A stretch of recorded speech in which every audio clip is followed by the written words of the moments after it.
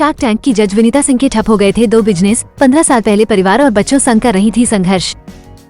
Shark tank India season 3 में हर episode देखने लायक है। हर दिन कुछ न कुछ नया देखने को जरूर मिलता है। इसी के साथ शार्क टैंक के जजों के बारे में भी जानने के लिए भी लोग बहुत एक्साइटेड रहते हैं। इन्हीं में से एक फेमस शार्क है विनीता सिंह, जिनके संघर्ष की कहानी हम बताने जा रहे हैं। शार्क टैंक इंडिया सीजन 3 हर दिन कुछ नए बिजनेस आइडियाज को लेकर आ रहा है। इसके दूसरे सीजन के दौरान शार्क्स ने अपने शुरुआती दौर के कुछ सबसे बुरे दिनों के बारे में भी बात की थी और उनमें से एक थी विनीता सिंह। विनीता ने जनवरी 2023 में शो के लॉन्च से पहले ई टाइम्स के साथ बात की थी और अपने उतार चढ़ाव के बारे में काफी कुछ शेयर किया था। करियर से लेकर परिवार और बच्चों तक के बारे में विनीता ना खुलकर बात की थी।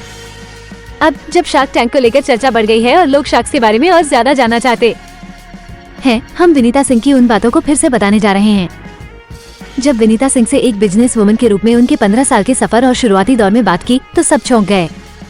बेरोजगारी का सामना करने के बारे में विनीता ने बताया कि पहले के दिनों में लड़के का परिवार अपने बेटे की शादी एक बिजनेस वुमन से करने से इनकार कर देता था, लेकिन अब वो कहती हैं कि शार्क टैंक इंडिया और आधुनिक पीढ़ी के कारण समय बदल गया है। उन्होंने आगे कहा, मैंने अपनी यात्रा 15 साल पहले शुरू की थी जब बिजनेस बेरोजगारी की तरह था।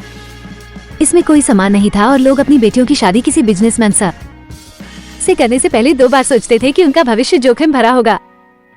इसके अलावा विनीता ने कहा था कि एक बिजनेस वुमन के रूप में अपनी यात्रा शुरू करने से पहले उन्हें अपने कॉस्मेटिक ब्रांड को लेकर काफी कठिनाइयों का सामना करना पड़ा था और कई लोगों को उन पर भरोसा नहीं था।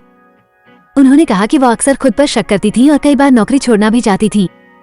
उन्होंने कहा, सबसे बड़ी चुनौती और कठिनाई एक बिजनेस वुमन बनना था। मेरे शुरू किए गए 2 या 3 बिजनेस ऐसे थे जो सफल नहीं हुए। अपना कॉस्मेटिक ब्रांड लॉन्च करने से पहले मैं एक ऐसे दौर में थी जहां मुझे लगा कि मैंने बहुत बड़ी गलती की है।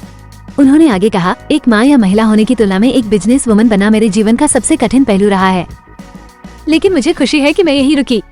लेकिन 15 साल पहले एक बिजनेस वुमन को स्टीव जॉब्स जैसे देखा जाता था। विनीता ने बताया कि कैसे 100 से अधिक कंपनियों ने उनकी कंपनी में निवेश करने से इनकार कर दिया था, लेकिन उसके बाद भी उन्होंने अपने सपनों पर विश्वास नहीं खोया और अब वो भारत के सबसे सफल बिजनेस पर्सन में से एक हैं। विनीता ने बच्चों के बारे में कहा, एक महिला के रूप में कई कठिनाइयाँ थी। 100 से अधिक लोगों ने हमें ठुकरा दिया था। मेरा बड़ा बेटा मेरे कॉस्मेटिक ब्रांड जितना पुराना है।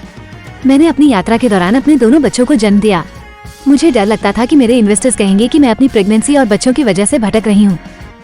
ये सारी बातें मेरे दिमाग में चल रही थी, लेकिन मैंने फिर भी सब कुछ किया।